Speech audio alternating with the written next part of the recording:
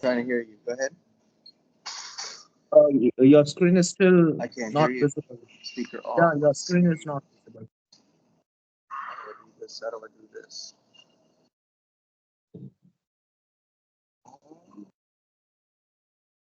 Give me a minute here. All Sure, right, sure. try it now. There we go. That's what's up. I had to set up my headset. All right, cool. You got me? Can you hear me? I can hear you, but you are not visible. And you need to, I guess, your camera is off. Now, I guess, yeah, there you go. Cool. How's it Okay, so going? hey, brother, how's it going? Jonathan. Oh, it's going good. I just literally got here. I'm trying to figure things out. Let me check out this hairdo real quick. How are you? I'm doing pretty well. Thank you for asking. Today is Saturday, and I guess this is my fourth or fifth podcast. No way. Yeah, Wow. I'm quite relentless when it comes to doing podcasts because on weekend I feel like I should be doing this. It's a part of my creativity, and I'm really looking forward to this podcast as well. Well, me too. Actually, I got up this morning. I've been trying to discipline myself to create content, produce it, and upload it on a regular basis, one That's way great. or another. But I get caught up in creativity, and it ends up delaying the launch. So I need to have a balance of creating and then also utilizing all the footage and other things I have in a creative way and That's great. actually giving birth to these things more often because I guess there's various types of content, right? I have a podcast, I have YouTube channel, and we have the live stream, and I'm doing more interviews like this with other podcasters in different environments, and I really want to get into the stream I know because, that you are working your ass yeah. off. You are working really hard. I know that. But I didn't know that you had a YouTube channel and you are doing this podcast kind of thing as well. Yeah,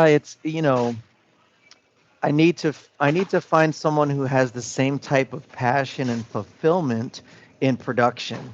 I don't like to use AI because AI is cookie cutter. Even though it seems creative, it's still inhuman. And I True. think the organic, even with the mistakes and that makes it a different thing compared to polished AI, even if it has Right. simulated mistakes and everything else. So I really like people to capture the organic moment, not the scripted, produced, over edited. And Definitely. so I have to either find a way to capture that myself and just let myself launch it. And then at other moments where I take time to create something with a lot more input, um, I need to find that happy place. Makes sense. I completely see. Yes. When it comes to being organic, the videos that I upload on my YouTube channel are completely organic. I do cut some of the parts which are not, resonating with the video or with the content itself, but it's completely organic. I don't add background music. I don't add any kind of filters or anything. It's like just simply the organic conversation. Oh, cool. Yeah. Well, I'm glad we're finally getting together on this, and take it away. What do you want to do? What's your agenda, sir? Today I would like to ask you, like being I'm an English teacher myself, but I hail from India, and what we tend to do is we are a lot into vocabulary and idioms. So I would like to discuss some idioms and phrases, everything with you, and I would like to know the usability of it because sometimes we feel like we are using this word, but we don't know whether actually you native speakers use it or not. So I'll be asking you some questions for the sake of getting the knowledge, and on top of that, I would bother you with some weird questions. You can give your elaborative answer on which you have done your mastery. I often stumble upon your live streams. You speak very well in a meticulous manner. So I would like to know everything about that also. So we can start with some idioms and vocabulary, and later on I can ask you some questions if that sounds right to you. Okay, and remember, everybody, I'm not an English teacher. I'm a communicator. So all of my English editor eye, where I can tell you what is supposed to be there, is based on patterns. It's not based on the rules. It's just somehow, as a communicator, my brain sees patterns and makes sense of it. So that being said, yeah, have at it, buddy. Yeah, sure. So without any further ado, I'll ask you some questions, like some of the idioms that I personally tend to use. Starting with to rest on my laurels. I never try to rest on my laurels. So, what's the usability of it? Do you use this idiom that often or not? No, not at all. I mean, in fact, I'm looking it up right now. Oh, Um, okay. yeah, because is it Laur? Laurels? Yeah. Let Yeah, me see, because I have heard it in a movie here and there. And the thing about idioms is um, they can they can enhance things with a colorful illustration, and with the right timing and the appropriate context, they can enhance and make a person sound more native.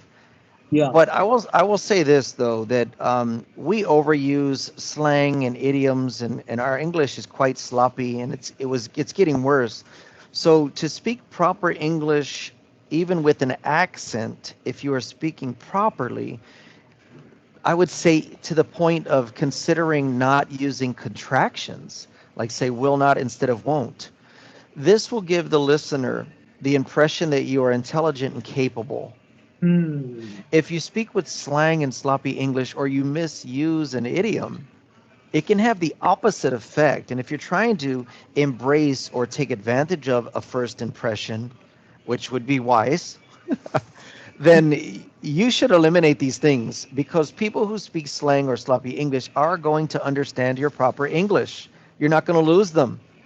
In fact, it may make them level up because you're using a certain standard and they might start to imitate that. Like I said, when you use the base or these fun expressions, or even resurrecting an idiom that's not commonly used, it can add a splash of embellishment and flavor, but it's at a great risk. So if you're a risk assessment person, you're trying to make the biggest impact with the least chance of making a mistake that could work opposite of your favor, I would say learn to recognize when idioms are being used, but don't overemphasize the importance of using idioms yourself, because it's just a landmine field, and it could hurt you more than help you, if that makes sense. But to rest on your laurels, meaning to become complacent or stop putting in effort because of past achievements or successes, Definitely. I do understand that now. I I guessing right now I probably heard it 5 times in my life. So, how much time you want to devote? Now, that being said, like I said, if you are operating at a level of English and you want to add these nuances, you will stand out. You will Definitely. stand out. And if you get into the flow of how to apply these things, and you've got a pattern that is more successful than not, then go for it. Go for it. It's a quick way to, simulate the environment. But I will say this. Um, you're you're going to be painfully surprised when you come here and find the caliber of English that's being used on a regular basis, and the way you talk and other people who are practicing English talk with me. You will already rise above the pack. So don't over focus on your accent. And it's a misrepresentation when people say that people of India, Pakistan, Bangladesh are hard to understand because of their accent. It's not because of the accent. It's because of the speed in which they talk. So if you slow yourself down, your beautiful accent or accents will add flavor to what you're saying. People will understand you. And the one or two ignorant people we have in our country that move around a lot, they're not to be worried about. If they say I can't understand you because you're from this country or that place, just move on. But if you speak slowly and accurately, 98%, 99%, you'll be Mm. fine. Recently, I have started watching a series called Suits, and in that, recently I stumbled upon, like, rather than saying I'm busy, one of the actress, she said that I'm swarmed. So that's when I realized that it's good to have this kind of knowledge, because I know that I'm swarmed, that means I'm very busy. And on top of that, one of the actors, he said that he's sticking his neck out. So there I feel like this kind of idioms are actually usable. It's not like we are just using it for the sake of getting knowledge. People actually use it. So what's It's your take it's on it? It's true, and it is a quick way. Like I said, it's colorful, it's illustrative, it's effective, it's got an impact to it, right? I'm swamped is a lot easier to say than, man, I have a lot of things scheduled for today. I have things that came up that I can't really negotiate with. I still have to do stuff tonight.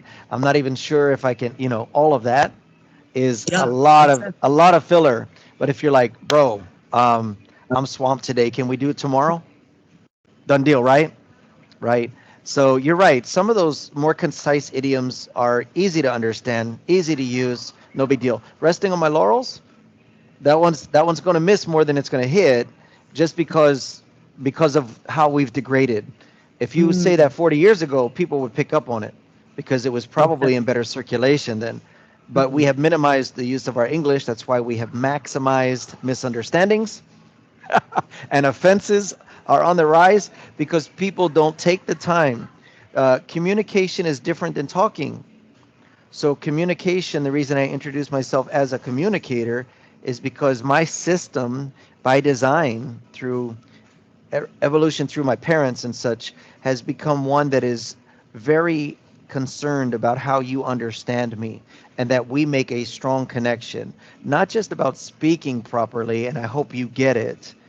My brain already measures your level and the pace in which you're comprehending, and and I adjust accordingly for the best reception on your part. So I'm more focused on how you receive it, and that happens automatically. There's no big machine going on up here per se.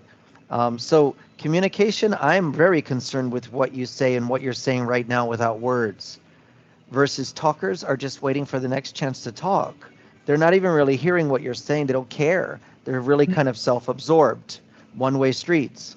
So, those things considered, if you're a communicator, you're going to connect with many more people because you'll develop an evaluation system that understands, are they understanding you? Are they put off by your accent? Do you need to adjust your speed? Is your vocabulary registering, or do you need to do this or do that? And I don't know how that's developed because it's automatic with me, but being a communicator is less and less common, and you have a bigger impact on the people because they believe that you care, which makes a quicker bond because you do care. Does that make Mm, sense? yeah, Yeah, but I think you'd miss more with resting on your laurels. I liked hearing it. I liked refreshing my mind what it means. Uh, I wouldn't like dismiss it completely. Just save it for certain circles. Yeah. makes sense. Yeah. And Jonathan, what happens usually is like you are a native speaker, so whatsoever things you speak, it's gonna be soothing for us. But for like us, like we prepare for IELTS examination in order to go to the USA or to the UK. So what we emphasize is on like not using the mundane vocabulary. Rather than that, we focus more on using advanced vocabulary idioms. That's how the conception is. Like if you wanna get certain amount of bands, you need to have this sort of knowledge which makes you stand out of the crowd. So that's what our perception is. For you, it's like it's okay. Even if you speak a basic word ABC, that's gonna sound soothing for us. But in order Hmm. to make like if I want to make an impact, I need to speak something which is extraordinary. Are you getting it? What I'm trying to say? I am getting it. I am getting it. So whenever you're taking an IELTS exam, a CET, a TOEFL exam, you are at the mercy of their framework. So you have to use test taking strategy to please what they're expecting. So a lot of those exams will expect things from other people that we don't expect from our own high school and Mm, college students. true. And in that arena, it's not fair. However, they're running the show, right? So if they say there's a extreme difference between hearing and listening, well, you have to find out what they think is the difference and perform well during their exam.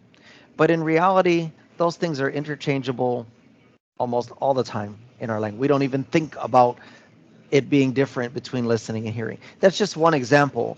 So if they give importance to it, if they define the difference, and you're subject to their, you have to do it. You have to distinguish the difference, utilize it properly. If they want more flowery speech, then again, you have to find out what they consider flowery and what they consider trying too hard, what they consider over embellishment, you got to find out what that vibe is and meet that criteria, right? Because they're the ones evaluating. But rest assured, when you get here to this country, or if you're communicating with this country, we do not hold the same threshold of expectation. We don't evaluate or judge you based on anything like that. But if you're trying to meet test writers' criteria, you got to do what they say. You got to jump through their hoops. So I would look at examples of answers and talk with people who have navigated that course before. If you can, there's someone named Alicia on Hello Talk. She's in China, but she's an English teacher. She's got a bachelor's degree. She's got a degree in teaching in general, but she also has educational psychology degree, and she's certified in the IELTS exam instruction. She does offer courses on that app that I think are a respectable fee. If you're at that level, she will design, I think it's 5 to 8 lessons that will accomplish the goals you ask her to help you to achieve. So she's very surgical, but she's got a wonderful personality also. That's the person that if you filter through communities and other things and you've got questions you still can't get answered, she's the kind of person you would want to talk with. And she occasionally live streams for free. Mm-hmm. Um, but like I said, I don't recommend any other pay for teachers except for her because I've talked with her. We've done a YouTube video together. She's an amazing person. Like, just so people who are professionals like yourself who can offer a predictable result should get paid. I'm all for it. You're a professional. I'm not a professional, and so I don't take direct pay because whatever I'm able to help, it's from the moment. It's just from our moment. I can't take credit for that. That's probably something that I help come out of you. It's not anything I'm doing. So so I just wanted to clear that up too. Yeah, does that make sense? Yeah, completely. And what's the name of your YouTube channel, Jonathan? By the way. I'm totally not prepared for that. Okay. Makes sense that Here, tag let you me put it. once I upload this conversation. Okay, Tal- Calico. Talik, Yeah. Hmm. Taliko Vima English. Got it. I tag Taliko you. Vima. So yeah, Taliko Vima means final step in Greek. So I wanted a Okay. name that would be easy to search. So by the time Great. you type in Taliko Vima, it's the only one that shows up. Thank you for asking. Yeah, I'll tag you once I upload this conversation, so both of us can get some benefits out of it. Even you can Right, tag right. me. Yeah, so it would be fun. And moving on, I would like to ask you your top five favorite words that you tend to often use it. Say that again. My top what? Top five favorite words, Jonathan. Top five. Favorite Top five. words. Oh, Words. my favorite words. Wow, bro. So I will try to explain it. I'm gonna try to be concise about it. Let's see. Um, I function at the highest level when there's a demand on me. So when people ask a question, when they give me a scenario, and what comes out is not thought of. I don't think up here, I think in my speech. So my Hmm. speech helps me to process thoughts. I don't even know if there's a name for that. There has to be. And I think many people do that in various ways, but I don't sit back and just reflect. And I don't plan for my videos. I don't plan for my live stream. I just pop it up and it happens. It's extremely organic. And so how to search my brain and track what the pattern is of top five words. We'd Okay. have to do a few of these and have someone else tell me what my five words are, because I can't conceive it, brother. I'm sorry. It just I Hmm. draw a blank. Yeah. But Jonathan, what happens? You are a native speaker and you have acquainted this language. You have acquired this language. For us, we need to learn it. So even some of the words that you tend to use it, for you it's like simple words, but for us it's like a big deal. Like as of now, you spoke a word, I draw a blank. You said something like that. So we don't tend to use it. Those kind of things. For you, it's quite common. But for being even, I am teaching English for the past 7 years. I have never used this phrase. So, what's your take on it? Do you think that for us it's a big deal, but for you it's not a big deal? So we need to work really hard to get to the level where you are. Well, the reason why Final Step English, Taliko Vima English was born is is because I realized the need um, for the things you're talking about right now. When I started doing one-on-one language exchanges, I was interested in learning more Spanish or Chinese. But the more people I talked with, and it had a bigger impact on me, realizing that their opportunities can change dramatically as their fluency increases. And then also, like with yourself and with many or most of the people I talk with, um, the burden of helping you to be introduced to your intelligence is not required because you're already in touch with your intelligence. Um, so I just have to find a way that creates a demand on your brain to express yourself because you already have an arsenal of words from your native language. You already have a pathway of fluency from your native language that transfers thought into speech. We just have to we just have to make that connection with your brain so that it translates everything over. Um, and it's not as labor intensive as many people think. It's just about making that expectation on your brain, and whatever constant demand, helps your brain to realize that this is a serious thing. It's a splitting of the pathway where both options need to be on demand, depending on when you want them.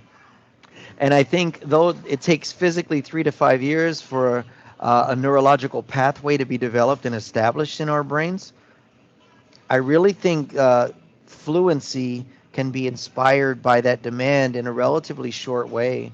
So, um, by conversations of various topics and having you feel inspired to engage in that topic with a sense of desperation of getting your opinion across, you will use broken English at first because you just want the idea transferred, and Hmm. that's because that urgency's there. And you realize that I'm not judging you based on what type of English you use because I'm a communicator. I'm already evaluating your body language and your tone. I've already set up a baseline of what's normal for you and what's not. My brain's already zeroed it in. So you're communicating way beyond your words already because we're here, and my brain's filtering through all of that. So you feel heard, you feel you're expressing yourself, you don't feel judged, and that encourages you to engage more. So as we have different topics, you feel comfortable expressing, and then your brain starts translating all of that stuff over into English. You're grabbing on the words I'm saying, you're understanding how I'm using them, and your brain's adding them because we're having an experience right now that's registering more deeply than just reading a book. Your True. brain has it's registering this as an experience, and that's why I encourage people to use dialogue practice in acting or even singing, because all of those things engage your brain in shaping the sounds of words. I don't know what all faculties are used in doing that, but if you say I'm going to sing a song, your brain already knows you're going to bend some notes. If you're acting and trying to sound like me or an actor, somehow your brain puts some things together, and your friends might be like, "You actually sound like him. Wow." I don't know how it happens, but that's what we want to do. We want to expedite the process for the sake of your advancement instead of reinventing the wheel every step of the way and teaching you like a basic 5 year old learning a language structure. I don't think it's necessary. I think you can do it backwards. Like with algebra, I didn't know algebra for years. I was afraid of it because they thought I wasn't smart in high school and they put me in remedial two-part algebra A. I still couldn't get it. Fast forward 20 years later, I was doing a distance learning course. It required algebra. I was like, oh man. Then it clicked. I was able to work it backwards and see that's and then people said, just use the formula. Don't think about it. Just use the formula when you see this and this. That registered with me. All of a sudden, I saw it as communication, and it happened, right? So it may not be what's proposed or what's um, implied that you have to do to learn English, but I'm saying there's more than one way to go about this. I've learned all of my English through watching patterns and using it. Why can't you? You're already there, right? You're already intelligent. And so everyone has intelligence. They just have to get in touch with it or introduce themselves to it. College is often a place where that happens, but you've met people in life that haven't attended college and you would deem them intelligent by talking with them. So somehow there has to be more than one way to get introduced to your intelligence. And then there's a merger of didactic learning and life experience. And then when that culminates, when that starts cooperating with itself each other, then you have that flow, right? So however you get there, man, however you get there, if it's demanding conversation that helps you blossom into that, your brain's going to catch on to what you want based on how much demand you put on it, and it's going to start to immediately transfer everything over, right?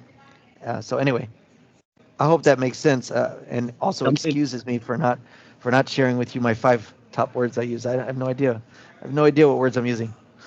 It's all right. It's all right, man. You're doing tremendous, and I'm sure my viewers will learn a lot of things from you. Furthermore, like a lot of people, like we are under the impression that merely by speaking we can enhance our skills. But what I tend to tell to my students that it's not merely about speaking. You got to read, you got to watch movies, you got to watch series. It's amalgamation of several things, and then you would be able to make something out of it. So, what's your take on it? Am I giving the right advice, or is there anything else that you would like to share with me and No, with no, my viewers? yeah, absolutely. You're giving great advice. So it's multifaceted, like a diamond, right? A diamond's created equal pressure on all sides, right? So you have to have an equal balance of all of these facets of English learning. I mean, but it's ongoing. It's ongoing. Like if you're a carpenter, you might learn how to cut 2x4s and put them together and make a frame, or you might learn how to make a basic shelf, and then as you learn different techniques, you would enhance. You'd still be called a carpenter from day one because you work with wood. But as you learn how to chisel things or put joints together, cutting the wood custom to fit together and put dowels through it instead of screwing everything together, you would enhance and learn different facets of carpentry. Same with English. You need a functional English first. Most of you want an impressive impact with your English. Many of you are subjecting yourself or submitting yourself to the process of TOEFL and IELTS exam or CET or whatever your goals are. So with each environment, you have to shapeshift to live up to the expectation to accomplish that goal. But as an English speaker, you also have to consider what environments you need. So that way you download the right vocabulary, you incorporate the right expressions. If you're just doing podcasts without video, you won't need to worry about body language as much, or you might have to compensate for not having visual impact, right? So it's an ongoing thing. You just have to find out what is your focus. So I would encourage them with the ultimate goal. I think it's bigger than a long range goal. It's a ongoing goal of English fluency. But even that definition has different ways of describing it based on your goals. Then you have medium range goals, which you should be able to accomplish within a year. Then you have short term SMART goals. And I think one of the most underutilized frameworks, acronyms, is SMART goals, because they're not making them specific, they're not making them measurable, they're not making them achievable, they're not making them related to their long term goal, and they're not making them time bound.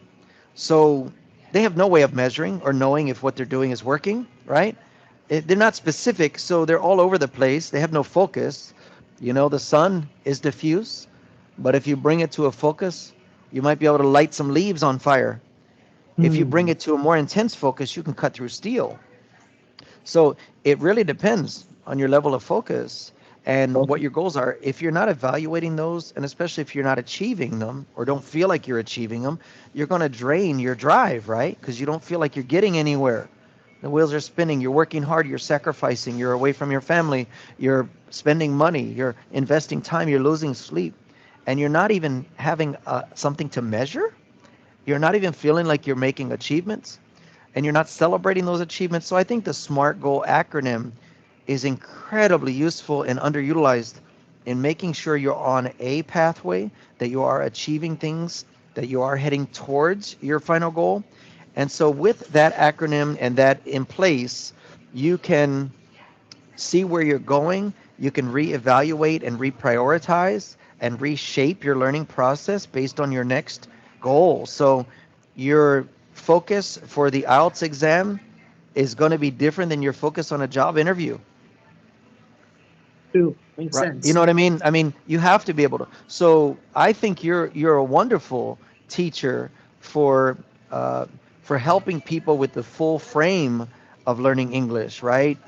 Usually, the things you're doing the most are the things you enjoy, or you have a refined, proven approach to it. So you just stay in that pattern because it's worked. But what worked for you in grade school and high school and maybe even college may not work for the IELTS exam.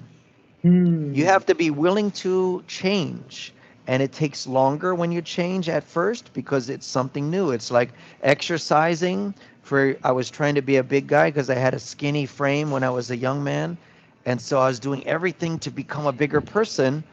And then when I tried to do my fitness test for the military with push-ups and sit-ups and pull-ups and running, I couldn't do those things because my muscles were trained for big weights in the gym, which did Hmm. not compare to the same focus on calisthenics. So many of you are lifting the big weights, trying the big things, trying to get the biggest physical impression of your English level. And when you do something common or routine, you're faltering at it because you're training things that are used in a different environment, right? So you've got to consider all these, and having a wonderful English teacher that can evaluate this and tell you you need more grammar. You need to understand the rules of grammar because of the way you think. I don't. You just have to show me some examples and I'll catch the pattern. But other people might need to know the reason why. I before E except after C. Or when it sounds like A, like in neighbor and way. Or in C's and seizure and also leisure, weird, height, forfeit, or neither. So that might work for some people. It might be a catchy rhyme. It might help to give them a framework of when to use I before E. But for me, it frustrated me so much that I ended up memorizing that thing my whole life and never used it. I Yeah. just studied patterns, right? So you got to figure out who your audience is, teacher. You got to figure out what they really need and realize that you're the teacher, you're the professional. So you're giving them a prescription like a doctor would prescribe a medication, no matter if the patient came in and said, well, I searched it on Google and I think you should prescribe this for me. Well, who's the doctor? Right? So I think yes to your answer with most of your students, but getting to know them and their goals and their way of functioning, I think is more important. Am I landing all of these or am I all over the place? No, I don't you are know. getting right on the track, and like I'm simply I can listen to you till the cows come home. You are speaking so smoothly that it's soothing for my ears, and I'm learning a lot out of you. Oh, And good. That's a good thing. yeah, and the kind of examples that you gave, that those examples spoke volumes. Like in the context of doing weights and then going for the military exam where you are supposed to do the different thing. So that knowledge won't help you. It's all about figuring out the needs of the students, the kind of the situation for which they are supposed to be, going for, and Mm-hmm. that has cleared my doubts, I guess. Good, good, good. I'm happy to hear that, Janelle. Yeah. Yes, and I would like to thank you, Jonathan, for being a part of this conversation. I guess this is the first time that we are doing this live conversation, like a podcast, but I'm sure that we will keep on doing this in the future as well. So, thank you for being a part of this podcast and sharing your valuable insights with me and my viewers. And thank Sure, you you're for welcome. Anytime. take care. Take care of yourself. See you later. Bye.